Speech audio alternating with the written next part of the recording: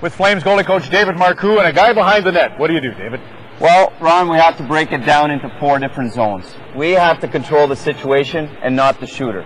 So the zone number 1 is from the goal line to the first post. Anytime a player is in this area, we want to hug our post with our skate and our hip inside, followed by the stick and the glove ready to cut a pass. Now, if the player moves over to zone 2, that would be past the first post, we want to make sure we're in a very low position and we're looking through our windows. Most goalies stay low. Some goalies make the mistake of staying up high and getting beat by a quick pass. So stay low and make sure also that the knob of the stick is outside so that if we do have to come back, the knob of the stick is outside again. So zone 2, zone 1. Zone 2, zone 1. Now, you want to cheat me, right? You want to cheat me to go to your strong side. Exactly. Instead of having the player control the situation, we want to make sure that we're mostly watching the player in zone 3 with a good stick position and let him think that he has a passing lane here so that we can easily cut this pass with our stick. All right, Luke Lobsinger's here from the Mississauga Ice Dogs. Luke's going to take the crease now, and David, you're going into the office. All right, going from zone 1 to zone 2, back to zone 1 to zone 2, turning his head and preparing his stick, going to zone 4 for the pass. In the other direction, we want to move over a lot. Zone 4 to zone 3. If the player thinks he has an opening here, he doesn't. Zone 4, zone 3, 2, 1, 2, zone 1. There you go. Always down low, that's the key. So if you want more of the lowdown, don't forget it, cbc.ca/thinkhockey.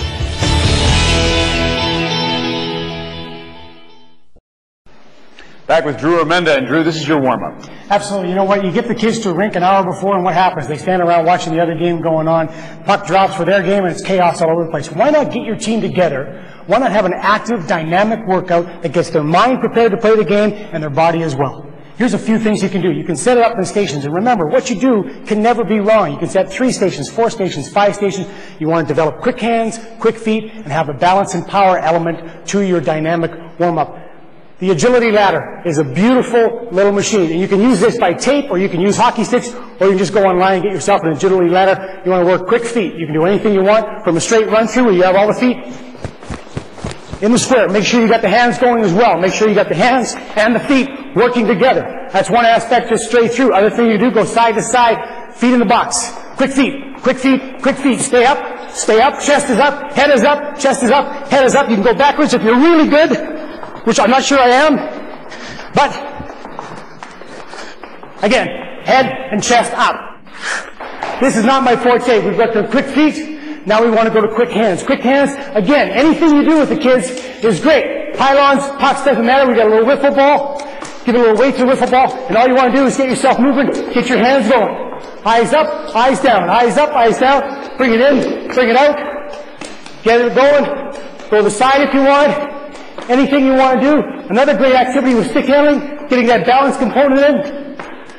Staying on one foot. Staying on one foot. And my favorite is one that simulates the skating stride.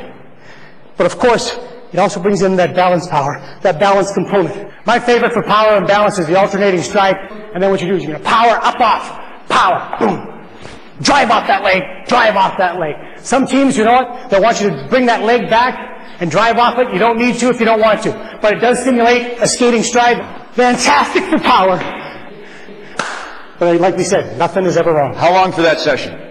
I'm looking at 10 to 15 minutes. I want 7 out of 10 as far as exertion from your team. And remember, it's a team, not a competition in a warm-up. I was hoping to go an hour. Anyway, cbc.ca/thinkhockey for more.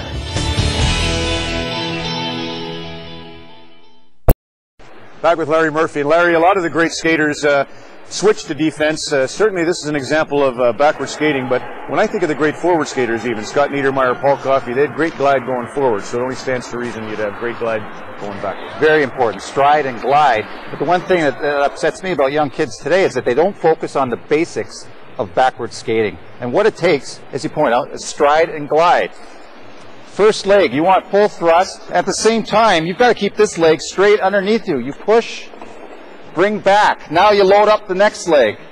Push, bring back. Real simple. It's a stride that's basic, but everything evolves from that. It gives you balance. It gives you tremendous speed when needed. A lot of kids, as you point out, get the big wiggle going. Not efficient at all. And also crossovers. We always think that we got 5 or 6 crossovers in there. Is that bad? Well, it is part of skating backwards, but the most basic stride is very important. If you don't have the most basic stride, I don't care how good you can cross over, you're not going to generate enough speed in order to stay in front of that forward. All right, let's try it, you guys. All right, Larry, 2 skill sets here on this backward stride. One's with the foot in the air, one's with both skates on the ice. Let's have a guinea pig for the first. Cassandra, show us the way. Oh, good. Here we go. Push with that one leg, glide with the other. Lift it up, set it down. Lift it up. Full extension, full extension. Nice glide. Perfectly straight skating. Right on. So that foot on the ice, Larry, in this case, always got to be straight. That time you had the pushing stride leg coming off the ice. This time we're going to keep it on. And Sean, you're up. You're going to go to Larry and Sean, give us the best show here. Full stride again. Nice. Push. Get that foot right back underneath you. Push. Load that drive leg up. Nicely done.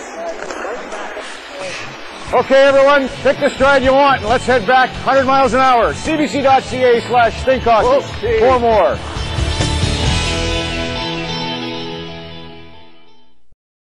Back on Think Hockey with Drew Amenda. And Drew, this is a little more goaltending specific. Yeah, absolutely, because you don't want to make the goaltenders do crossovers because they never do that in a game. You want to get a game related. So what you want to do, you still want to stay consistent. Quick feet, quick hands, quick mind. Also, of course, power and balance, my favorite. Here's a couple of things you can do. Instead of working with the ladder, what you can do is have the goaltenders do a shuffle. Get down that good athletic stance, and of course, all they're going to do is just shuffle. Quick feet, quick feet, quick feet, quick feet. Then back. Quick feet, quick feet, quick feet, quick feet. If we go right, we got to make sure we go left. So you got to make sure that they keep working both sides. And shuffling, of course, goaltenders do all the time. For power and balance, I love this one. Sumo squat with a pivot. So all you got to do, you start up here, and then you get a nice deep athletic stance. Sumo squat, pivot, boom. Power, drive off that. Drive, drive, drive. You want to keep your shoulders square, but you want to make sure you open up those hips. And of course, you keep the toes open, and that opens up the hips and the groin. All right, your golden glove. I got to work that. Quick hands, okay? Here's a super drill you can do. You have the coach or his goaltending partner stand away. You've got your back to him. I'm a right-handed catcher. I got my left hand behind my back. I wait for you to yell, Ron, then I'm going to try to catch it. Go. Go. Go. Go. All right, you're quick, but you haven't met Kung Fu. Ronnie Davidson's got this amazing game. Ronnie, you take over. Thanks. This is a fun exercise that we use as part of the assessment process for the goalies at our Northern Under-17 regional camp, with remarkable results. It measures focus, concentration, and above all, hand speed. We've got 3 balls between us. Hands are on the knees. We wait for the signal. The goal is to grab 2 balls before your opponent does.